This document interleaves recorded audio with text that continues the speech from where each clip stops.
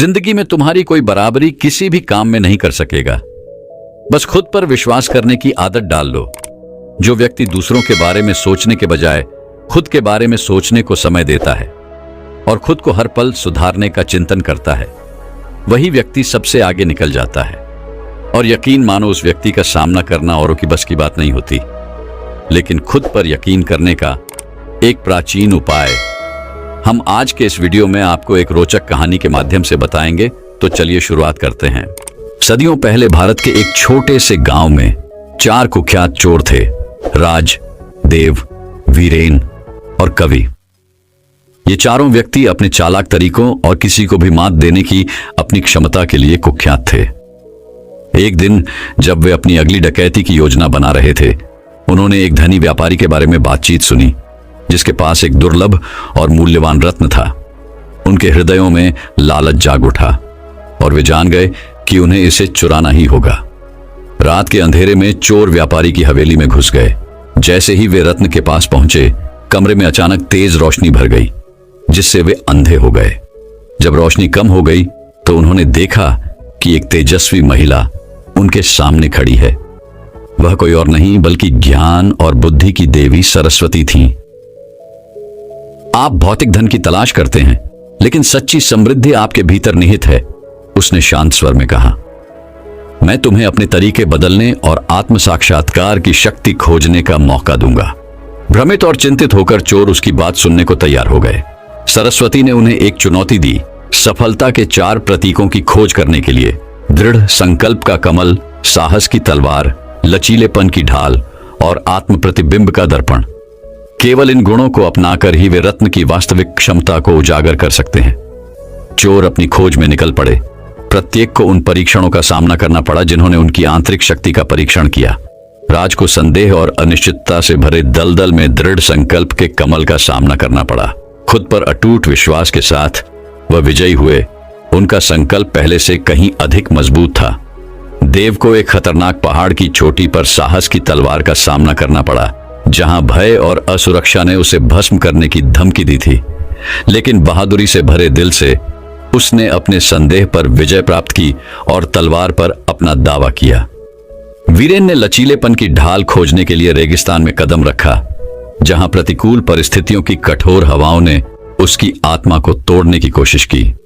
दृढ़ता और दृढ़ इच्छा शक्ति के माध्यम से वह तूफान के खिलाफ मजबूती से खड़ा रहा। उसका लचीलापन अटल रहा। कवि ने आत्म प्रतिबिंब के दर्पण की तलाश के लिए एक रहस्यमय जंगल की गहराई में प्रवेश किया, जहां भ्रम और धोखे ने उनके निर्णय को धुंधला कर दिया। केवल अपने भीतर गहराई से देखने और अपनी खामियों का सामना करने से ही वह स्पष्टता और सच्ची आत्म जागरूकता पा सकता है। महीनों के परीक्षणों और कष्टों के बाद चारों चोर देवी के सामने फिर से एकजुट हुए। प्रत्येक के हाथ में सफलता का प्रतीक था। उनके परिवर्तन पर गर्व करते हुए सरस्वती उन्हें देखकर मुस्कुराईं। उन्होंने कहा, आपने बहुत साहस और दृढ़ संकल्प, लचीलापन और आत्म जागरूकता दिखाई है। आपने जो रत्न चाहा है वह सिर्फ एक भौतिक संपत्ति नहीं है, बल्कि आपके नए पाए गए ज्ञान और आंतरिक धन का प्रतिबिंब है। जैसे ही चोरों ने रत्न के चारों ओर प्रतीक रखे, उसकी चमक पहले से कहीं अधिक तेज हो गई, जिससे कमरा दिव्य प्रकाश से भर गया। उस पल में उन्हें एहसास हुआ कि सच्ची सफलता भीतर से आत्मबोध और आत्म सुधार की शक्ति से आती है। उस दिन से राजदेव, वीरेन और कवि को चोर के रूप में नहीं, बल्कि ज्ञान के साधक और सदाचार के चैंपियन के रूप में जाना जाने लगा। उन्होंने अपना जीवन दूसरों को आत्म प्राप्ति और सफलता के लिए अपना रास्ता खोजने में मदद करने के लिए समर्पित कर दिया। जहां भी वे गए, आंतरिक धन और व्यक्तिगत विकास का संदेश फैलाया। और इस तरह 4 चोरों और महिला की कहानी गांव में एक किंवदंती बन गई, जिसने भी इसे सुनने वाले सभी को अपने भीतर झांकने और अपने दिलों में छिपी असीमित क्षमता को खोलने के लिए प्रेरित किया। कहानी का सार, सच्ची सफलता भौतिक संपत्ति से नहीं, बल्कि दृढ़ संकल्प, साहस, लचीलापन और आत्म प्रतिबिंब के गुणों से मापी जाती है, जो आत्म प्राप्ति और आंतरिक धन की ओर ले जाती है। दोस्तों, वहीं अब अगली रोचक कहानी की शुरुआत कुछ इस प्रकार होती है। भारत की जीवंत भूमि में हरे भरे जंगलों और विशाल पहाड़ों के बीच राजेश नाम का एक कुशल शेर शिकारी रहता था। वह अपनी असाधारण शिकार कौशल के लिए दूर दूर तक प्रसिद्ध था। राजेश अक्सर जंगल में गहराई तक जाते थे और बेजोड़ सटीकता और बहादुरी के साथ क्रूर शेरों का पता लगाते थे। एक निडर शेर शिकारी के रूप में उनकी प्रतिष्ठा जंगल की आग की तरह फैल गई और जब भी कोई नरभक्षी शेर खतरा पैदा करता तो दूर दूर के गांवों के लोग उनकी सहायता मांगते। अपनी सफलता और प्रसिद्धि के बावजूद राजेश के अंदर एक खालीपन का एहसास था। उसे लगा कि उसके जीवन में कुछ कमी है, एक खालीपन जिसे शिकार के रोमांच या ग्रामीणों की प्रशंसा से नहीं भरा जा सकता। एक दिन जब वह अपने अगले शिकार की तलाश में जंगल में घूम रहा था, राजेश की नजर बोधि वृक्ष के नीचे ध्यान कर रहे एक विनम्र साधु पर पड़ी। भिक्षु के शांत आचरण और आंतरिक शांति की आभा से प्रभावित होकर राजेश उनके पास आया और पूछा, ऐसा कैसे है कि आप इतने संतुष्ट और शांत दिखते हैं, जबकि मैं, जिसने दुनिया की नजरों में इतना कुछ हासिल किया है, बेचैन और अधूरा महसूस करता हूं। भिक्षु ने धीरे से मुस्कुराते हुए उत्तर दिया, मेरे प्रिय मित्र, सच्ची संतुष्टि बाहरी उपलब्धियों या सांसारिक प्रशंसाओं से नहीं आती है। यह भीतर से किसी की अपनी आंतरिक शक्ति और क्षमता के एहसास से उत्पन्न होती है। आपने एक शिकारी के रूप में अपनी ताकत साबित की है, लेकिन क्या तुमने कभी अपनी आत्मा की गहराई में उतरा है? साधु की बात सुनकर राजेश हैरान रह गया। उन्होंने अपने साहसिक जीवन की उथल पुथल के बीच आंतरिक शांति और आत्म साक्षात्कार की तलाश की संभावना पर कभी विचार नहीं किया था। उत्सुक और कुछ हद तक सशंकित, राजेश ने साधु के साथ रहने और उससे सीखने का फैसला किया। भिक्षु के मार्गदर्शन में राजेश आत्मखोज और आत्मनिरीक्षण की यात्रा पर निकल पड़े। उन्होंने अपने भय, इच्छाओं और असुरक्षाओं का सामना करने के लिए अपने दिमाग की गहराई में जाकर सचेतनता और ध्यान की कला सीखी। प्रारंभ में प्रतिरोधी और अधीर, राजेश को धीरे धीरे अपने भीतर परिवर्तन का अनुभव होने लगा।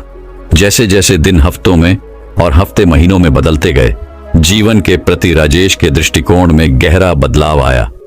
उन्होंने महसूस किया कि सफलता का असली माप शिकार में नहीं, बल्कि आत्मबोध और व्यक्तिगत विकास की यात्रा में है। भिक्षु की शिक्षाओं ने आंतरिक शक्ति, करुणा और विनम्रता की शक्ति के प्रति उनकी आंखें खोल दी। एक दिन एक क्रूर शेर ने पास के एक गांव को आतंकित करना शुरू कर दिया, जिससे निवासियों में दहशत और अराजकता फैल गई। एक शेर शिकारी के रूप में अपने अतीत को याद करते हुए राजेश को अपने पुराने तरीकों और अपनी नई पाई गई बुद्धिमत्ता के बीच फंसा हुआ महसूस हुआ। भिक्षु से मार्गदर्शन मांगते हुए उन्होंने पूछा, मैं एक शिकारी के रूप में अपने अतीत को आंतरिक शांति की अपनी वर्तमान खोज के साथ कैसे समेट सकता हूं? भिक्षु जानबूझकर मुस्कुराया और कहा, सच्ची ताकत प्रभुत्व या विनाश में नहीं, बल्कि करुणा और समझ में है। गांव में एक शिकारी के रूप में नहीं जो जीतना चाहता है, बल्कि एक रक्षक के रूप में जो सेवा करना चाहता है। शेर को दिखाओ कि वह वहां है। दूसरा तरीका, सद्भाव और सह अस्तित्व का एक तरीका। साधु के शब्दों से प्रेरित होकर राजेश ने शेर का सामना करने के लिए हथियार या हिंसा से नहीं, बल्कि सहानुभूति और सम्मान से भरे दिल के साथ काम किया। जैसे ही उसने जानवर का सामना किया, उसने देखा कि कोई खतरा नहीं था जिसे खत्म किया जाना चाहिए, बल्कि एक साथी प्राणी को देखा जिसे समझ और करुणा की जरूरत थी। धैर्य और दृढ़ता के माध्यम से राजेश शेर के साथ विश्वास का बंधन बनाने, उसकी आक्रामकता को शांत करने और उसे गांव से दूर ले जाने में कामयाब रहा। आभारी ग्रामीणों ने उन्हें एक शिकारी के रूप में नहीं, बल्कि एक ऐसे नायक के रूप में सराहा जिसने आत्मबोध और सहानुभूति की शक्ति के माध्यम से अजय को वश में कर लिया था। अंत में राजेश को एहसास हुआ कि सच्ची सफलता बाहरी सत्यापन या विजय से नहीं, बल्कि आत्मखोज और आत्मज्ञान की आंतरिक यात्रा से आती है। उन्होंने अपनी भूमिका एक शेर शिकारी के रूप में नहीं, बल्कि सद्भाव और शांति के संरक्षक के रूप में अपनाई। उस साधु के प्रति सदैव आभारी रहे जिसने उन्हें सच्ची संतुष्टि का मार्ग दिखाया था। कहानी का सार, सच्ची सफलता और संतुष्टि भीतर से आती है, किसी की आंतरिक शक्ति और करुणा की खोज और खेती से। आत्मबोध हमारी पूरी क्षमता को उजागर करने और अराजकता और संघर्ष की दुनिया में सद्भाव खोजने की कुंजी है दोस्तों। वहीं अब अगली रोचक कहानी की शुरुआत कुछ इस प्रकार होती है। भीतर की यात्रा। भारत के एक छोटे से गांव में विक्रम नाम का एक युवक रहता था। विक्रम अपनी बुद्धिमत्ता और महत्वाकांक्षा के लिए जाने जाते थे, लेकिन अपनी क्षमता के बावजूद उन्हें अपने प्रयासों में सफलता पाने के लिए संघर्ष करना पड़ा। वह अक्सर अपनी तुलना गांव के अन्य लोगों से करता था, जो सहजता से महान उपलब्धियां हासिल करते दिखते थे। एक दिन जब विक्रम निराश होकर बरगद के पेड़ की छाया में बैठे थे, तभी एक वृद्ध आर्षी उनके पास आए। आर्षी के चेहरे और आंखों पर एक सौम्य मुस्कान थी, जिसमें सदियों का ज्ञान समाहित था। प्रिय विक्रम, आर्षी ने कहना शुरू किया, मैं तुम्हारे दिल में उथल पुथल देख रहा हूं। तुम सफलता चाहते हो, लेकिन तुम यह महसूस करने में असफल हो जाते हो कि सफलता की कुंजी तुम्हारे भीतर ही छिपी है। विक्रम आर्षी की बात से हैरान हो गए। जब वह बिना किसी परिणाम के इतनी कड़ी मेहनत कर रहा था, तो सफलता की कुंजी उसके भीतर कैसे हो सकती थी? आर्षी ने विक्रम के संदेह को भांप लिया और अपनी बात स्पष्ट करने के लिए एक कहानी साझा करने का निर्णय लिया। एक बार एक युवा बाज था जो मुर्गियों के समूह के बीच बड़ा हुआ था। बाज ने कभी उड़ना नहीं सीखा था और वह खुद को अपने आसपास की मुर्गियों की तरह ही मानता था। एक दिन बाज ने एक शानदार पक्षी को आकाश में ऊंची उड़ान भरते देखा। उसने मुर्गियों से पूछा कि यह किस प्रकार का पक्षी है, और उन्होंने उसे बताया कि यह पक्षियों का राजा बाज है। बाज को आश्चर्य हुआ और उसने मुर्गियों से पूछा कि क्या वह आकाश में बाज की तरह उड़ सकता है? मुर्गियां हंसी और बोली, तुम तो सिर्फ मुर्गी हो, तुम बाज की तरह नहीं उड़ सकते। चील निराश थी, लेकिन उसके भीतर जिज्ञासा की एक चिंगारी जल उठी थी। उसने स्वयं सच्चाई जानने के लिए आकाश में चील की तलाश करने का निर्णय लिया। एक लंबी और कठिन यात्रा के बाद आखिरकार बाज को वह शानदार पक्षी मिल गया जिसे उसने देखा था। उसने बाज से पूछा कि क्या वह उसे उड़ना सिखा सकता है। बुद्धिमान बाज ने उसकी ओर देखा और कहा, तुम मुर्गी नहीं हो, तुम एक बाज हो। अपने भीतर देखो और अपने वास्तविक स्वरूप को पहचानो। युवा बाज भ्रमित था, लेकिन उसे अपनी आत्मा में हलचल महसूस हुई। उसने अपने पंख फैलाए और पहली बार अपने नीचे हवा को महसूस करते हुए आकाश में छलांग लगा दी, और उसे यह देखकर आश्चर्य हुआ कि वह उसकी कल्पना से भी अधिक ऊंचा और दूर तक उड़ गया। जैसे ही आर्षी ने अपनी कहानी खत्म की, विक्रम की आंखें एहसास से चौड़ी हो गईं। वह समझ गया कि युवा बाज की तरह वह अपनी क्षमता से कम जी रहा था। आत्मसंदेह ने उसे पीछे धकेल दिया। उस दिन से विक्रम आत्म साक्षात्कार की यात्रा पर निकल पड़े।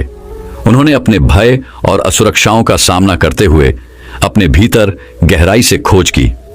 उसने अपनी ताकत और कमजोरियों को स्वीकार किया, यह जानते हुए कि वे सभी उसका हिस्सा थे। हर गुजरते दिन के साथ विक्रम का आत्मविश्वास बढ़ता गया और उसे ऐसी सफलता नजर आने लगी जिसके बारे में उसने कभी सोचा भी नहीं था। उन्होंने महसूस किया कि सच्ची सफलता भीतर से आती है, स्वयं पर विश्वास करने और अपने अनूठे उपहारों को अपनाने से। साल बीतते गए और विक्रम गांव में प्रेरणा का स्रोत बन गया। लोगों को उनकी उपलब्धियों पर आश्चर्य हुआ और उन्होंने उनमें जो परिवर्तन देखा उस पर आश्चर्य हुआ। लेकिन विक्रम जानते थे कि उनकी सबसे बड़ी सफलता उन्हें मिलने वाली बाहरी प्रशंसा में नहीं, बल्कि आत्म साक्षात्कार की यात्रा में थी जो उन्होंने शुरू की थी। उन्होंने जान लिया था कि सच्ची सफलता धन या प्रसिद्धि से नहीं मापी जाती, बल्कि स्वयं के प्रति सच्चे रहने और अपने सपनों को पूरा करने के साहस से मापी जाती है। और इसीलिए आत्म साक्षात्कार के माध्यम से सफलता पाने वाले युवक विक्रम की कहानी दूर दूर तक फैल गई, जिसने कई लोगों को अपने भीतर झांकने और अपने भीतर छिपी असीमित क्षमता की खोज करने के लिए प्रेरित किया। कहानी का सार, सच्ची सफलता भीतर से आती है। आत्म साक्षात्कार आपकी पूरी क्षमता को उजागर करने और जीवन में महान चीजें हासिल करने की कुंजी है। आप जो हैं उसे स्वीकारें, खुद पर विश्वास करें और अपने सपनों से परे ऊंचाइयों तक पहुंचें दोस्तों। वहीं अब अगली रोचक कहानी की शुरुआत कुछ इस प्रकार होती है। मुंबई की भीड़भाड़ वाली सड़कों पर हॉर्न बजाती कारों और भीड़भाड़ के बीच रवि नाम का एक भिखारी रहता था। रवि एक कमजोर बूढ़ा आदमी था जिसके हाथ खराब थे और आंखें थकी हुई थीं। उन्होंने अपने दिन एक मंदिर के बाहर बैठकर भिक्षा के लिए हाथ फैलाकर अजनबियों की दया से अपना खाली पेट भरने की उम्मीद में बिताए। अपनी कठिन परिस्थितियों के बावजूद रवि ने अपने अंदर एक चिंगारी जगाई, आशा और लचीलेपन की एक चिंगारी जिसने बुझने से इनकार कर दिया। स्पेक्ट्रम के दूसरे छोर पर विक्रम नाम का एक धनी व्यापारी रहता था। विक्रम अत्यंत यशस्वी और समृद्धशाली व्यक्ति थे। वह एक भव्य हवेली में रहता था, महंगी कारें चलाता था और डिजाइनर कपड़े पहनता था। हालांकि अपनी सारी संपत्ति और संपत्ति के बावजूद विक्रम एक खालीपन से ग्रस्त था जिसे वह दूर नहीं कर पा रहा था। वह अक्सर खुद को आश्चर्यचकित पाता था कि क्या जीवन में केवल भौतिक धन और सांसारिक सफलता के अलावा और भी कुछ है। एक दुर्भाग्यपूर्ण दिन विक्रम उस मंदिर के पास से गुजरा जहां रवि भिक्षा मांगने बैठा था। जैसे ही वह बूढ़े भिखारी के पास से गुजरा, उसने रवि की आंखों में एक अजीब सी चमक देखी। एक ऐसी चमक जो उसकी बाहरी उपस्थिति से कहीं अधिक ज्ञान और समझ की बात करती प्रतीत होती थी। उत्सुक होकर विक्रम ने बूढ़े व्यक्ति से बातचीत शुरू करने का फैसला किया। क्षमा करें सर, विक्रम ने अस्थायी रूप से कहना शुरू किया। क्या मैं आपसे एक प्रश्न पूछ सकता हूं? रवि ने एक गर्म मुस्कान के साथ विक्रम की ओर देखा। बेशक मेरे बेटे, पूछो, विक्रम ने बोलने से पहले एक पल के लिए झिझकते हुए कहा। मैं आपकी कठिन परिस्थितियों के बावजूद आपकी आंखों में शांति को नोटिस किए बिना नहीं रह सका। विपरीत परिस्थितियों के बीच भी आपको इतना संतोष कैसे मिल जाता है? उत्तर देने से पहले रवि ने धीरे से हंसते हुए कहा, मेरे प्रिय मित्र, सच्ची संपत्ति भौतिक संपत्ति या सांसारिक सफलता में निहित नहीं है। यह स्वयं के भीतर निहित है। आत्म प्राप्ति की शक्ति। मेरे नाम पर बहुत कुछ नहीं हो सकता है, लेकिन मैंने खोजना सीख लिया है जीवन में साधारण चीजों में आनंद और शांति। मुझे एहसास हुआ कि खुशी भीतर से आती है, बाहरी स्रोतों से नहीं। विक्रम ने रवि की बातें ध्यान से सुनी। उसे अपने भीतर एक जागृति का भाव उमड़ता हुआ महसूस हुआ। उन्होंने अपना पूरा जीवन सफलता और धन का पीछा करते हुए बिताया था, लेकिन उन्हें एहसास हुआ कि सच्ची संतुष्टि उनसे हमेशा के लिए दूर हो गई थी। उस दिन से विक्रम नियमित रूप से रवि के पास जाने लगे और उनका मार्गदर्शन और ज्ञान प्राप्त करने लगे। रवि ने अपने जीवन के अनुभवों की कहानियां साझा की और कृतज्ञता, विनम्रता और आत्मबोध की शक्ति के बारे में मूल्यवान शिक्षाएं दी। धीरे धीरे लेकिन निश्चित रूप से विक्रम एक परिवर्तन से गुजरना शुरू कर दिया। दिल और दिमाग का एक परिवर्तन जिसने उसकी आंखें सफलता के वास्तविक अर्थ के लिए खोल दी। महीने बीत गए और एक दिन विक्रम ने जीवन बदलने वाला निर्णय लिया। उन्होंने अपने धन और प्रभाव का उपयोग समुदाय को वापस देने और कम भाग्यशाली लोगों की मदद के लिए धर्मार्थ पहल शुरू करने का फैसला किया। उन्होंने वंचित बच्चों के लिए एक निःशुल्क स्कूल भी खोला और उन्हें अपने लिए बेहतर भविष्य बनाने के लिए आवश्यक उपकरण उपलब्ध कराए। जैसे ही विक्रम ने खुद को परोपकार और सेवा में डुबोया, उन्हें संतुष्टि और उद्देश्य की भावना मिली जिसे पैसे से कभी नहीं खरीदा जा सकता था। उन्होंने महसूस किया कि सच्ची सफलता किसी के बैंक खाते के आकार से नहीं मापी जाती, बल्कि दूसरों के जीवन पर उसके प्रभाव से मापी जाती है। साल बीतते गए और रवि का स्वास्थ्य गिरने लगा। अपनी मृत्युशैया पर अपने प्रियजनों से घिरे हुए रवि के अंतिम शब्द विक्रम के दिमाग में गूंज रहे थे। याद रखना मेरे बेटे, तुम्हारे पास सबसे बड़ी दौलत दिल की दौलत है। दया, करुणा और प्यार पैदा करो और तुम्हें सच्ची सफलता मिलेगी जिंदगी में। और इसलिए विक्रम उस रास्ते पर चलते रहे जो रवि ने उन्हें दिखाया था, आत्म प्राप्ति और दूसरों की सेवा का मार्ग। वह एक धनी व्यापारी के रूप में नहीं बल्कि एक दयालु नेता के रूप में जाने गए, जिन्होंने अपनी उदारता और दयालुता से कई लोगों के जीवन को प्रभावित किया। भिखारी और अमीर आदमी की कहानी दूर दूर तक फैल गई, जिसने अनगिनत लोगों को अपने भीतर झांकने और सफलता के लिए आत्म साक्षात्कार की सच्ची शक्ति की खोज करने के लिए प्रेरित किया। और कहानी की सीख उनके दिलों में हमेशा के लिए अंकित हो गई। एक अनुस्मारक की सच्ची संपत्ति इस बात से नहीं मापी जाती कि आपके पास क्या है, बल्कि इससे मापी जाती है कि आप कौन हैं और आप अपने आसपास की दुनिया को कैसे प्रभावित करना चुनते हैं। दोस्तों, वहीं अब अगली रोचक कहानी की शुरुआत कुछ इस प्रकार होती है। भारत के एक छोटे से गांव में माया, लीला और सीता नाम की 3 युवतियां अपना जीवन अधूरा और खोया हुआ महसूस कर रही थीं। अपने प्रयासों के बावजूद उन्हें अपने अपने प्रयासों में सफलता और खुशी पाने के लिए संघर्ष करना पड़ा। एक दिन गुरुजी नाम के एक बुद्धिमान साधु उनके गांव आए और उन्होंने तीनों महिलाओं की आंखों में निराशा देखी। गुरुजी माया, लीला और सीता के पास पहुंचे और उनसे पूछा कि उनके दिलों को क्या परेशानी है। उनमें से प्रत्येक ने असफलताओं और निराशाओं की अपनी कहानियां साझा की और अपने जीवन में सच्ची सफलता और अर्थ खोजने की इच्छा व्यक्त की। गुरुजी मुस्कुराए और उन्हें आत्म साक्षात्कार और आत्मज्ञान की यात्रा में शामिल होने के लिए आमंत्रित किया। तीनों महिलाएं सहमत हुईं, अपनी क्षमता को अनलॉक करने की कुंजी खोजने के लिए उत्सुक थीं। गुरुजी उन्हें जंगल में ले गए, जहां वे ध्यान और आत्मनिरीक्षण में दिन बिताते थे। सबसे पहले माया, लीला और सीता को अपने मन को शांत करना और अपने भीतर से जुड़ना मुश्किल लगा, लेकिन गुरुजी के मार्गदर्शन और ज्ञान से उन्होंने धीरे धीरे अपने भीतर की शक्ति को उजागर करना शुरू कर दिया। माया, एक प्रतिभाशाली कलाकार, ने अपनी रचनात्मकता पर भरोसा करना और अपनी अनूठी दृष्टि को अपनाना सीखा। उन्होंने कला के आश्चर्यजनक कार्यों को चित्रित किया, जिसने उनकी आत्मा के सार को पकड़ लिया और अपने जुनून और प्रतिभा से दूसरों को प्रेरित किया। एक कुशल संगीतकार, लीला ने अपनी आवाज ढूंढी और मधुर धुनों के माध्यम से अपनी भावनाओं को व्यक्त किया, जिसने सुनने वाले सभी लोगों के दिलों को छू लिया। सीता, एक प्रतिभाशाली विद्वान, ने ज्ञान और ज्ञान के क्षेत्र में गहराई से प्रवेश किया और सीखने के भूखे लोगों के साथ अपनी अंतर्दृष्टि साझा की। जैसे जैसे दिन बीतते गए, माया, लीला और सीता को पता चला कि सफलता केवल बाहरी उपलब्धियों के बारे में नहीं है, बल्कि आंतरिक शांति और संतुष्टि पाने के बारे में है।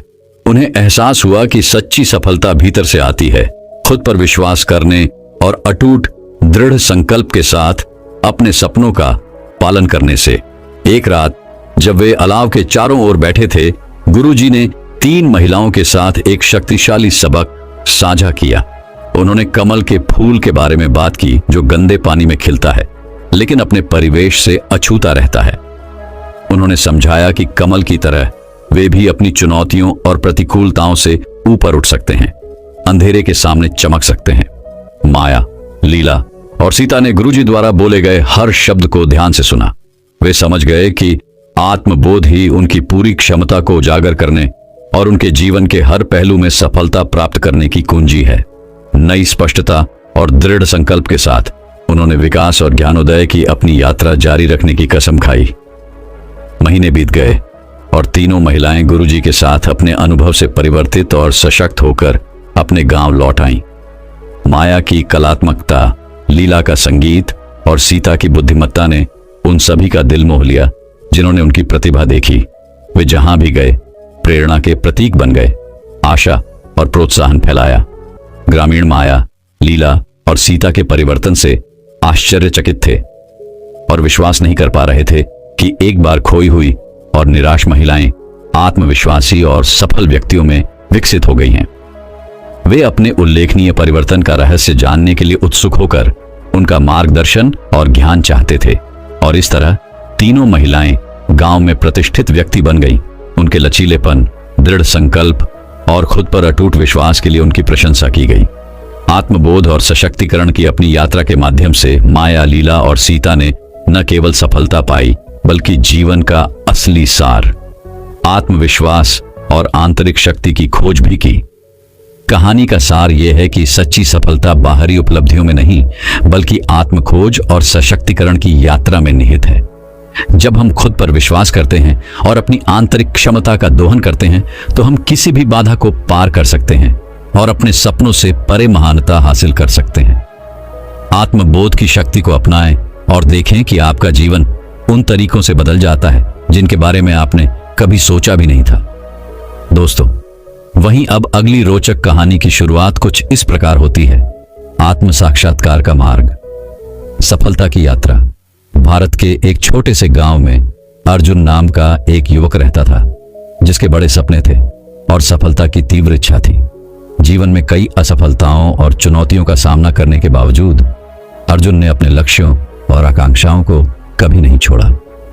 वह खुद कुछ बनाने और दुनिया के सामने अपनी योग्यता साबित करने के लिए कृत संकल्प था।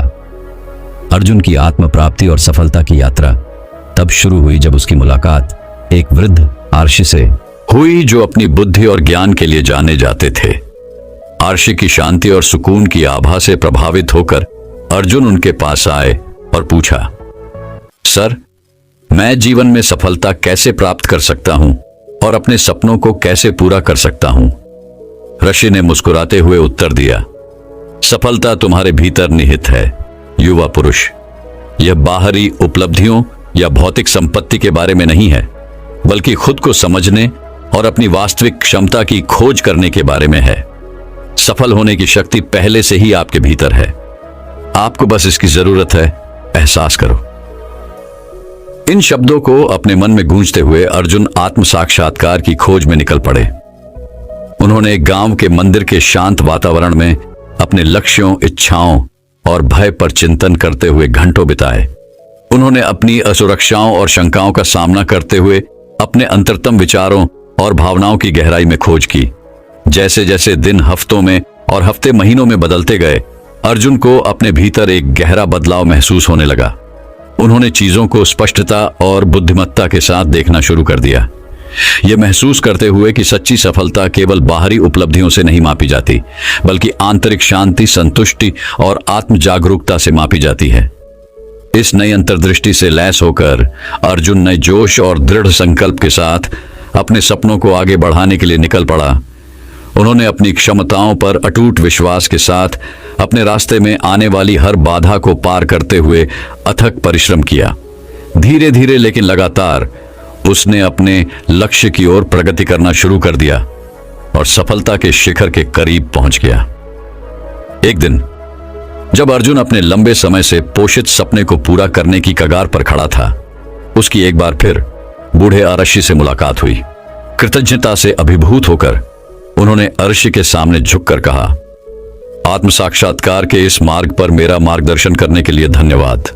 मैं अब समझता हूं कि सफलता केवल मंजिल तक पहुंचने के बारे में नहीं है, बल्कि आत्म खोज और विकास की यात्रा के बारे में है। आशी मुस्कुराए और सिर हिलाया। मेरे बेटे, तुमने अपने भीतर आत्म साक्षात्कार की शक्ति को खोल दिया है।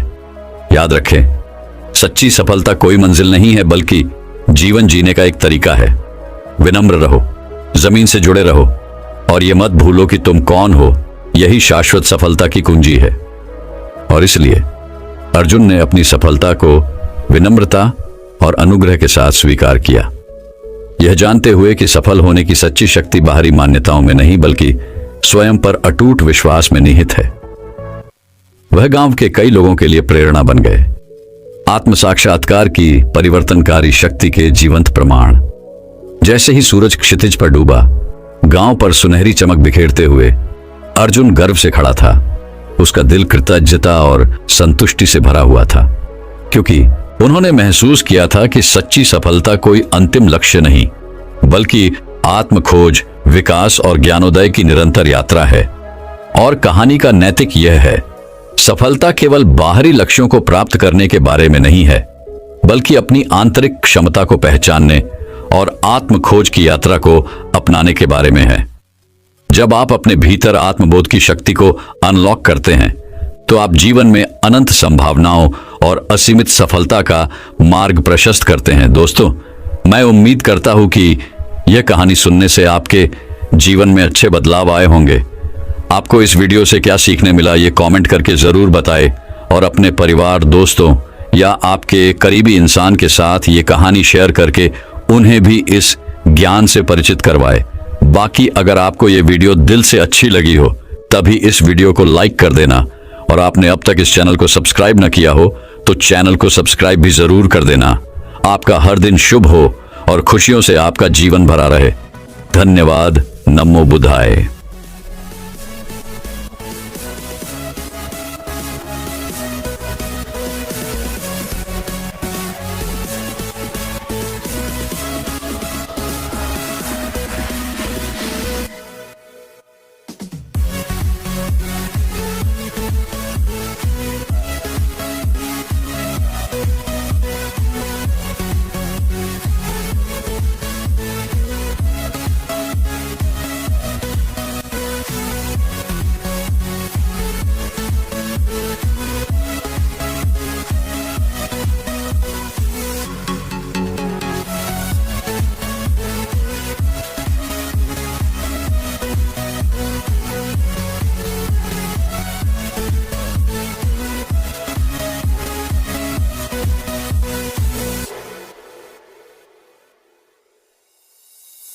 हैं।